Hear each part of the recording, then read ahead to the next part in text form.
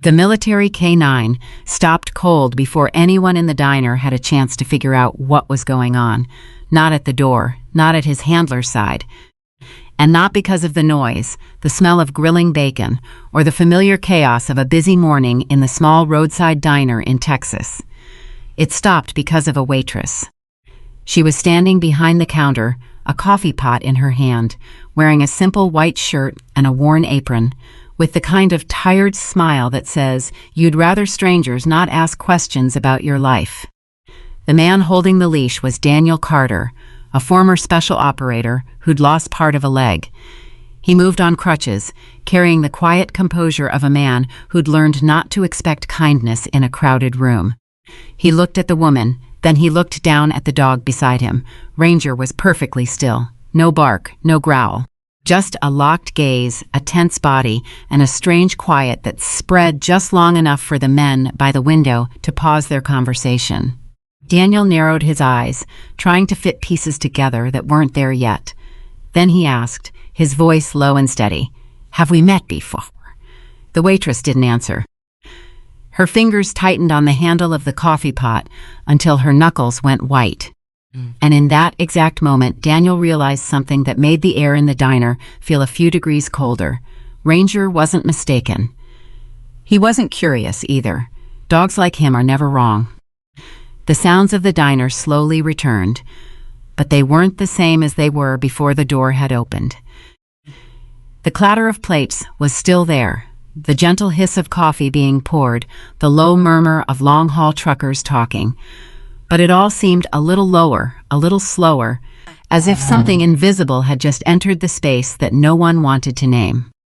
Daniel stood by the door for a few more seconds, not because he was lost, but because he was observing, a skill honed by a lifetime of surviving complicated situations. He scanned the room. The tables weren't full. There were empty spots. There were chairs waiting to be filled. But the room felt different. Something that couldn't be measured by head count. He walked toward a table near the window, where two middle-aged men were finishing their coffee, getting ready to leave. His voice was calm, polite, without a hint of pressure. "Mind if I take this spot?" The two men shared a look, quick enough not to be called hesitation, but long enough for them to come to a silent agreement. One of them cleared his throat, his hand resting on the edge of the table as if to claim it. "Sorry, we're waiting on someone." It was a familiar answer. So familiar it had lost its real meaning. Daniel gave a slight nod, as if he'd heard it 1,000 times before, and took a step back without arguing. He moved to the next table. A young couple sat across from each other, phones on the table, their eyes not quite focused on the screens, but not quite ready to engage with a stranger either. Before Daniel could even speak, the man slid deeper into the booth, creating an invisible barrier between himself and the aisle, as if that space had never been available. The woman offered a small, polite, but closed-off smile. No words were necessary. The answer was clear. Daniel nodded again, this time even more slightly than before, and kept walking. At a booth further in, a family of 4 was having breakfast, the 2 kids laughing with each other. But as Daniel approached, the mother quickly put a hand on her child's shoulder, pulling them just a little closer. An almost instinctual reflex. She didn't say anything, just gave a tiny shake of her head. Her expression wasn't quite fear, nor was it annoyance, but something harder to name, a cautiousness without a clear reason. Near the back, by the register, a man muttered something to his friend, his voice low enough to seem private, but just loud enough to cut through the tightening silence of the room. "Not with that dog." His friend didn't answer, just stared down into his coffee cup, avoiding any eyes that might be glancing around the room. No one stood up to kick them out. No one said anything rude. There were no arguments, no direct confrontations. It was just that every empty chair suddenly became unavailable. Every glance that met him was quickly withdrawn. Everybody shifted just slightly, enough to say that the existing distance should be maintained. Daniel didn't miss a single detail. But he didn't react either. He didn't frown. He didn't show any irritation. He didn't ask a second time. With each rejection, he would pause for just a second, give that slight nod, and then move on, as if he understood the problem wasn't the empty seats, but something in the room that no one wanted to face. Beside him, Ranger moved in silence, not pulling on the leash, not showing any anxiety. But the dog's eyes slowly swept over each person, each table, each small movement, as if it was committing it all to memory. Behind the counter, Hannah had seen it all. She didn't stop her work. She kept pouring coffee, kept taking orders, kept wiping down the counter. But her eyes never fully left the man who was walking from table to table with a patience that was almost unsettling. She recognized what many in the diner hadn't. He wasn't being turned away because there was no room. He was being turned away because his presence made people unsure how to react. And in a room full of people, sometimes the most uncomfortable thing isn't hostility. It's the quiet distancing from people who don't think they're doing anything wrong.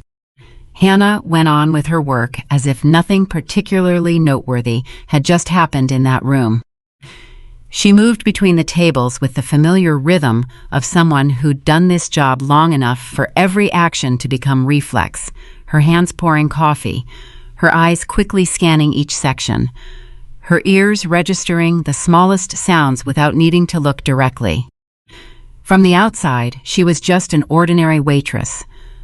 Unremarkable, not drawing attention, leaving no particular impression beyond her neatness and efficiency. But if someone were to watch for more than a few minutes, they'd start to notice things that didn't quite fit that picture. At a table near the window, a glass suddenly slipped from a customer's hand and hit the floor, the sound of it shattering sharp and quick. Most people in the diner missed a beat before they turned their heads. Hannah didn't. She had already turned toward the sound before the glass even hit the ground. It wasn't a curious turn. It was a precise, direct reflex, as if her body had anticipated the sound before it even happened. For just a fraction of a second, her eyes swept over the source of the noise, assessed the situation, and then immediately returned to her work as if nothing had happened. No one noticed, except for one person, Daniel. He didn't say a word, but his eyes lingered on her just a fraction too long, long enough to notice a detail everyone else missed. Hannah kept moving, her steps light but sure-footed, never bumping into anything despite the tight, crowded space. Every time she passed the entrance, her eyes would sweep over it, quick, reflexive, an unconscious habit. It wasn't the look of someone waiting for customers. It was a scan, a confirmation of something no one else in the diner could understand. At another table, a customer stood up too quickly and moved toward the counter, closing the distance between them and Hannah abruptly. She didn't flinch, no exaggerated reaction. But she took a small half-step back, almost imperceptible, just enough to reestablish a safe distance before smiling and asking what they needed. It wasn't fear, it was control. A kind of control not everyone possesses. Hannah placed a coffee mug on a table with near-perfect precision, never spilling a single drop, and when she turned, she always led with her shoulder, a subtle shift that kept part of her peripheral vision covering her back. Every movement was small, discreet, not enough to be called unusual, but enough to create a feeling that was hard to place. Daniel watched it all in silence. He wasn't staring, wasn't trying to look suspicious. He was just cataloging, the same way he used to in situations where one small detail could mean everything. Beside him, Ranger hadn't taken his eyes off Hannah either. The dog was no longer stock still, but his gaze followed her every move, not with anxiety, but with a focused intent, as if he was trying to confirm something he'd already sensed. No one in the room said a word. No one asked a question. Everything just carried on as normal. But underneath the familiar morning sounds, beneath the smell of coffee and the buzz of conversation, a feeling was starting to take shape. Something faint, indistinct, but impossible to ignore. That the woman behind the counter wasn't just a waitress. That there was something in the way she moved, the way she reacted, the way she kept the world at a precise distance, that didn't belong to a normal life. And even though it remained unspoken, a thought began to surface in the minds of those watching.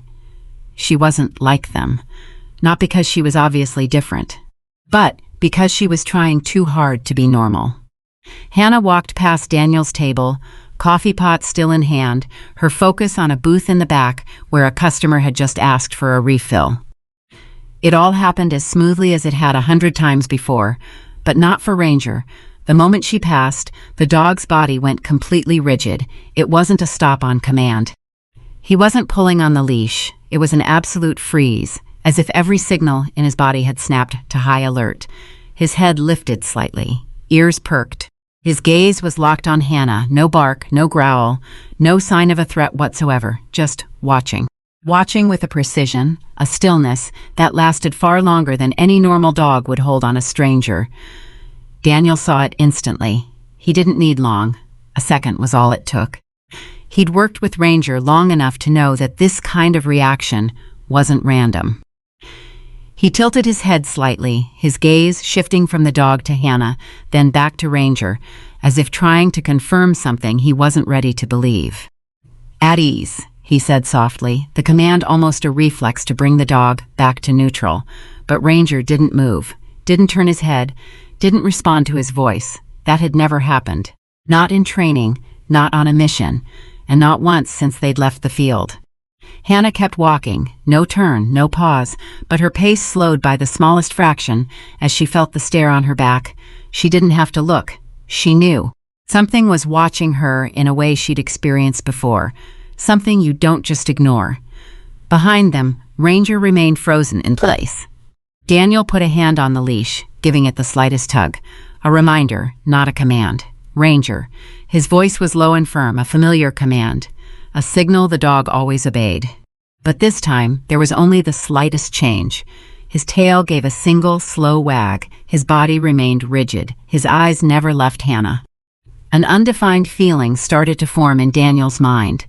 Not worry, not alarm, but a slow kind of awareness, like when you realize a familiar pattern is playing out all wrong. He watched more closely. It wasn't just the dog. It was the way Hannah moved. The way she kept her distance. The way she never fully turned her back to the door. The small details started clicking into place, not enough for a conclusion, but enough to raise a question. Ranger finally sat, but not because of the command. It was as if he'd chosen his post, still facing Hannah, still keeping his distance, but his eyes never left her. Daniel slowly leaned back, one hand still on the leash. His gaze wasn't just watching anymore, it was assessing. He'd seen this reaction before, not many times, but enough to remember. He didn't speak right away, just watched, waited. Then finally, he spoke, his voice low, just loud enough for him to hear. He only reacts like that, to one kind of person. The words weren't exactly an explanation, more like a reminder. A piece of a memory pulled back to the surface, and when he looked up at Hannah again, his eyes had changed. It wasn't simple curiosity anymore. It was a certainty, slowly taking shape, that the woman behind the counter wasn't just part of a normal morning in a roadside diner. She was part of something he had lived through, something Ranger had never forgotten. Daniel didn't ask right away. He let a few minutes pass. Long enough for the diner to fall back into its normal rhythm, long enough for anyone who might have been watching to think the strange moment was over. He picked up his coffee mug, took a small sip, his gaze not aimed directly at Hannah, but sliding past her in the casual way of someone making small talk. "This place gets busy in the mornings, huh?" His voice was light, no pressure behind it, like any customer starting a short conversation. Hannah nodded, her hand still wiping a nearby table. "Pretty much every day," she replied quickly, almost instantly, without thinking. The answer was completely normal, but the speed wasn't, Daniel noticed. He didn't react, just set his mug down, turning it slightly on the tabletop like an unconscious habit. "You been working here long?" A simple question. Hannah paused for half a second, so brief, almost no one would have noticed, then went back to wiping the table. Long enough, still fast, still clipped, still missing something that normal answers usually have. Daniel nodded, as if he didn't notice. He changed the subject. "Ever work anywhere else?"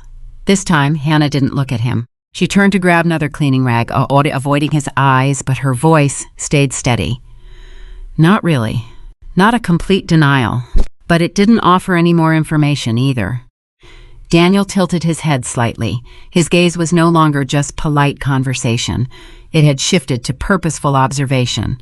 He didn't press her, didn't rush it. He just let the silence between his questions hang a little longer, as if giving her the choice to say more. Down below, Ranger had gotten to his feet at some point. There was no command, no obvious signal. The dog moved slowly, each step deliberate, circling behind Daniel and stopping at just the right distance from Hannah. Not close enough to be alarming. Not so far that his presence could be ignored. He sat, facing her directly. His eyes held the same level of focus as before. Hannah noticed. Not by looking, she could feel it. A very light, very familiar pressure, like the feeling of someone tracking your every move in a space you couldn't completely control. She turned, setting a coffee cup down in front of another customer, but as she pivoted, her eyes unconsciously swept over Ranger. Just for a second, then away. But that 1 second was enough. Ranger didn't move a muscle, but his tail gave a single, soft thump on the floor, a tiny motion that confirmed something. Daniel saw the whole exchange. He didn't turn his head right away. He just asked another question, his voice still perfectly level. Ever live near a military base? This time, Hannah didn't answer right away. The pause was longer. Not so long it was obvious, but long enough to break the rhythm of the conversation. No, she said. One word, short, clear, and faster than necessary, as if the answer had been ready before the question was even finished. Daniel didn't challenge it, didn't look directly at her. He just nodded, as if the answer made perfect sense. But in his head, the details were starting to lock into a clearer shape. A normal waitress wouldn't answer like that.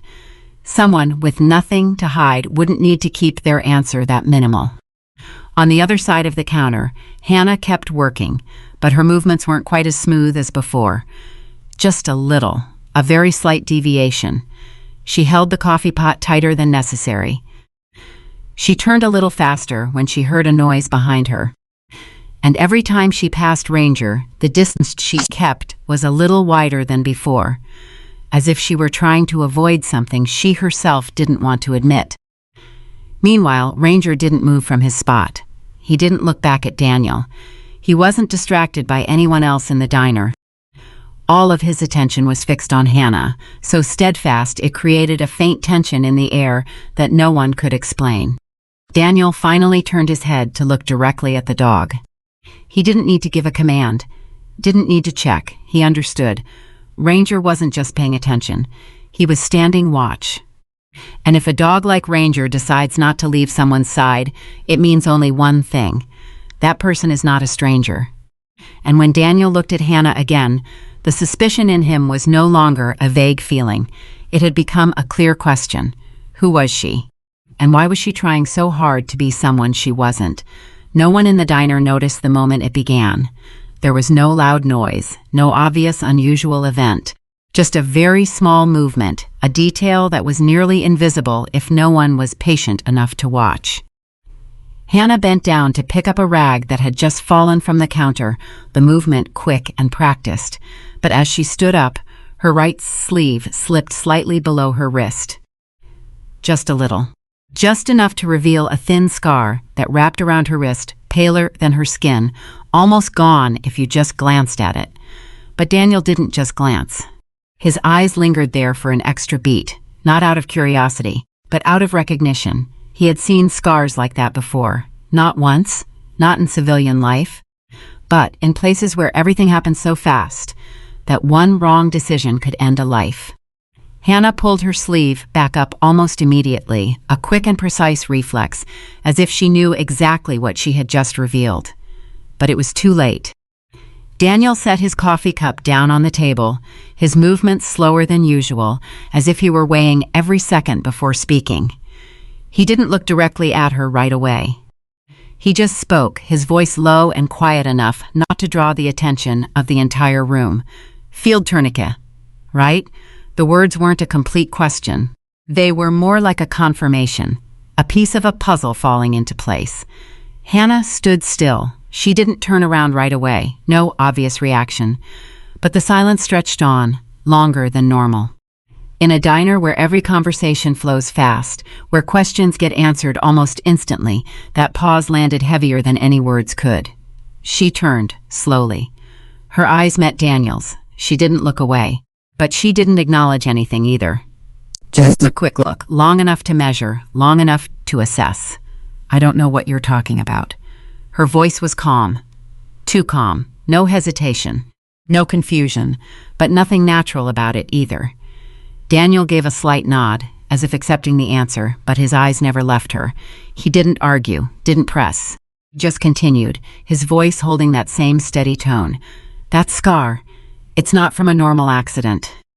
Hannah's hand tightened, not from the cold this time, not from exhaustion, but an unconscious reflex as her body tried to control something that was starting to slip. She turned away, went back to wiping the counter, but with a little more force than before, enough to make a soft sound as the rag scraped against the wood. Down below, Ranger got to his feet. Not quickly, not suddenly, just a deliberate movement as if he'd sensed the shift in the air before any of the people had. He took a step closer, the distance between him and Hannah now just enough for someone to bend down and touch him. No one in the diner said a word. But a few eyes started to drift toward the counter, not because they understood what was happening, but because they felt the change. A slight heaviness, hard to name, but enough to make people go quiet. Daniel leaned lightly on his crutch, his gaze steady, not tense, not pressuring, but not letting go either. He'd seen this reaction before. People who don't want to talk about the past. They don't deny it right away. They pause. They consider. They choose the answer that says the least. Hannah put the rag down and turned back. This time she looked directly at him for a little longer, saying nothing, not confirming, not denying, but that silence said enough. And in that moment, Daniel didn't need any more proof. He knew. The woman behind that counter wasn't just hiding a story. She was a part of who she used to be. And the harder she tried to hold it in, the more it bled through in the kinds of details only someone who'd been there could recognize. Daniel didn't speak right away. He let the silence hang for a few extra seconds, long enough for the air in the diner to thicken, long enough for every surrounding sound to seem to take a step back, as if the room were unconsciously making space for something that was about to be said.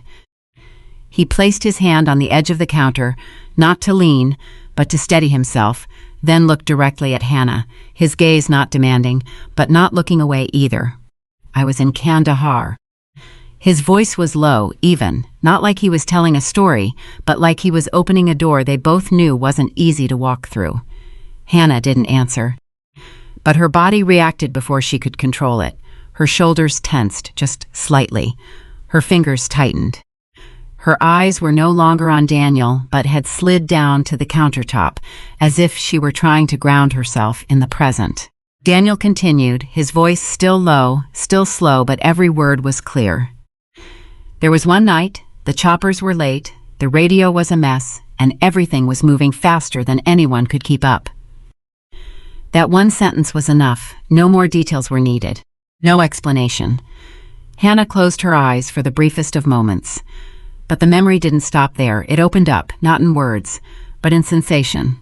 The sound of rotor blades chopping through the hot, dry air, the clang of metal on metal, voices overlapping on the comms, garbled, incomplete, just fragments of panic and orders. The acrid smell of fuel and dust, the harsh white light of a makeshift aid station, the bodies being brought in too fast, too many, too urgent.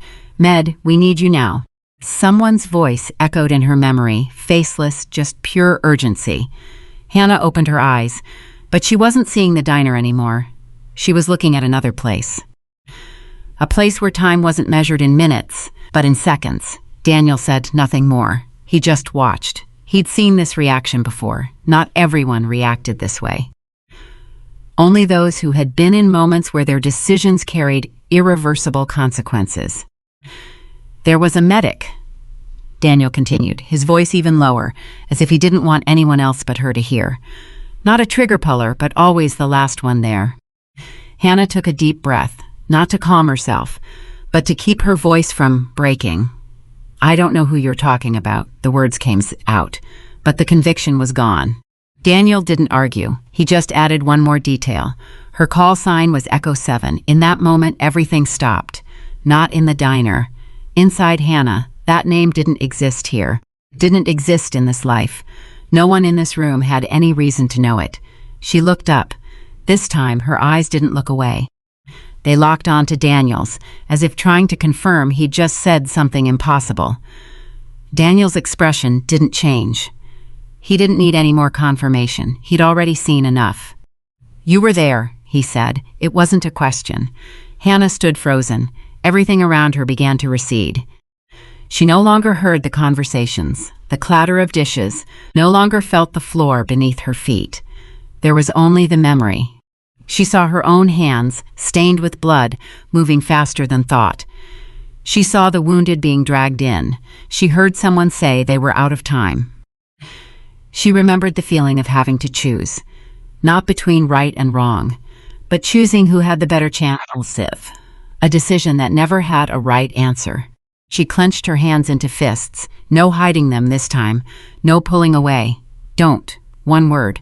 Quiet, but it was enough to stop everything. Daniel didn't say anything else. He gave a very slight nod, not because he was stopping, but because he'd gotten what he needed. The truth wasn't in words anymore. It was in the reaction.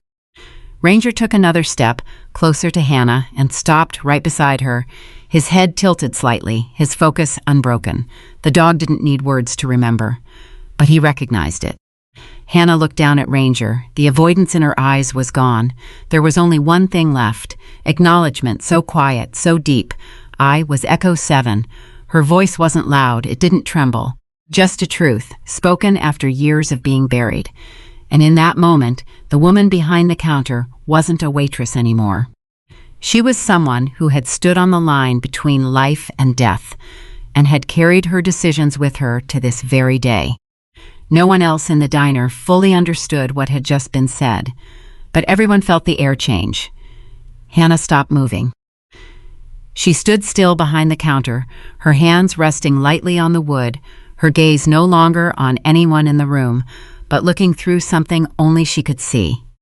When she spoke, her voice was lower, slower, no longer the voice of someone at work, but of someone talking to themselves. I couldn't save him. No one asked who she was talking about. No one interrupted. Neither did Daniel.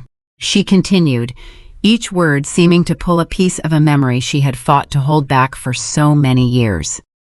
He was gone so fast. I thought if I'd been faster, if I hadn't hesitated for even a second. Her sentence trailed off, not because she didn't know what to say next, but because she had said those words too many times in her own head, for too many years. Daniel watched her, his gaze holding no argument. He let her say it all. Letting everything she carried have a chance to be spoken, uninterrupted, uncorrected. A man at a nearby table shifted in his seat, as if he didn't know whether he should stay or go, but no one actually left. The room held still. Waiting, Daniel finally spoke. His voice wasn't loud, it didn't carry comfort, just a fact. No, you gave him time. Hannah looked up. Her eyes met his. She didn't look away this time, but she didn't quite accept it either. A part of her wanted to protest, to deny it. Because if it was true, then what she'd been carrying all these years, was wrong. Daniel continued, slow, deliberate, as if he were setting each piece of the memory in its proper place. He didn't die right there. That sentence was enough to change everything. Hannah didn't move. Only her eyes shifted, just slightly, but it was clear. Daniel glanced down at Ranger, then back at her. He pulled two others out of the blast zone. The diner held its breath. No one said a word. Every other sound seemed to be held at a distance. We got them on the chopper, Daniel went on, and they lived. Hannah took a step back. Not because she was off balance, but because that didn't fit with the truth she'd held for so many years. In her memory, the story ended at a different point. At the moment she believed she hadn't been fast enough, hadn't been good enough, hadn't been enough. Daniel looked at her, his voice softening for the first time. "He had another 10 minutes, he said, and those 10 minutes were everything we needed. It wasn't a long sentence, but it was enough to shatter a belief held for too long." Hannah said nothing. She didn't cry. No big reaction. She just stood there. But this time her silence wasn't avoidance. It was processing. For the first time, Ranger stepped closer, without a command, without being called. The dog stood right beside her, then slowly lowered his head, resting it gently on the back of her hand. A small gesture, but it was enough to break through whatever walls were left. Hannah looked down. She didn't pull her hand away. No hesitation. She placed her hand on Ranger's head, gently, slowly, as if she were touching a part of a memory she had never truly faced. The dog didn't move, just stayed there, steady, present. No one told her she had done the right thing. No one said everything was okay now. But in that moment, something shifted. Not the past, but the way she saw it. And sometimes, what a person needs isn't to forget. It's to understand that they were never the cause of what they'd blamed themselves for. For so many years, there was no applause. No one stood up to say anything. The diner slowly returned to how it was, but it wasn't quite the same as before. Daniel looked down at his cold coffee, then set the mug gently on the counter, the movement slow and deliberate, as if he didn't want to disturb whatever had just settled in the room. He braced himself on his crutch and stood up. No struggle, no showmanship. Just the practiced motion of a man who had learned to live with what he carried. Ranger was instantly on his feet. No call needed, no command given. The dog returned to his side, but before leaving, he glanced back at Hannah one last time, as if confirming that what needed to be done was finished. Daniel didn't say goodbye right away. He took a few steps toward the door, then stopped. He didn't turn around immediately, just stood there for a second, as if considering something that didn't need to be said. Then he turned back. The look in his eyes was no longer observant. It was no longer questioning. It was just understanding. Some people don't wear their past, he said, his voice low and slow, just loud enough for those nearby to hear. They carry it quietly. He didn't wait for a reaction. He didn't need an answer.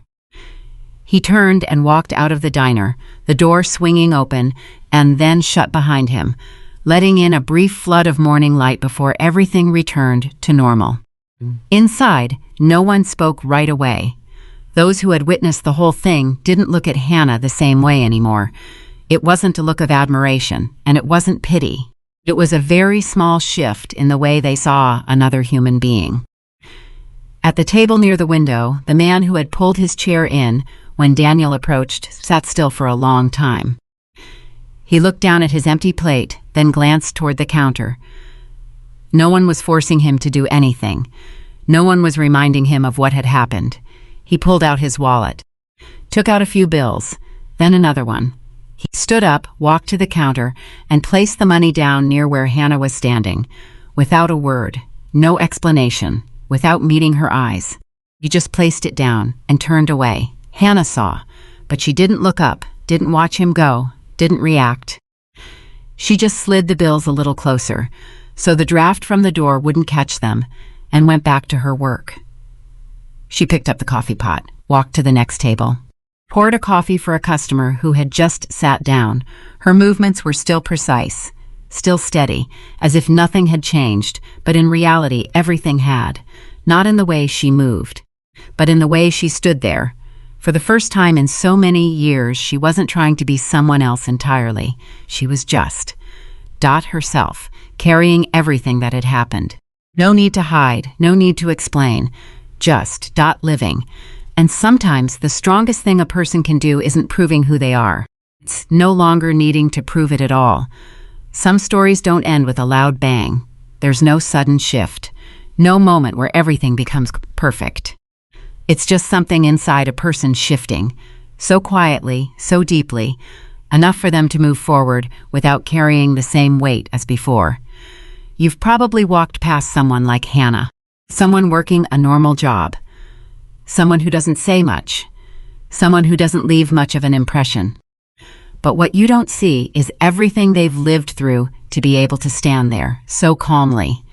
If there's one thing to take away from this story, maybe it's not about who was right or wrong. It's about how we see other people, not by what they are doing, but in the possibility that they might have once been something so much more. If you've watched this far, take a second to think about someone you may have judged too quickly. And if this story made you pause, made you think, even for just a moment, then that's enough. I'll see you in the next story.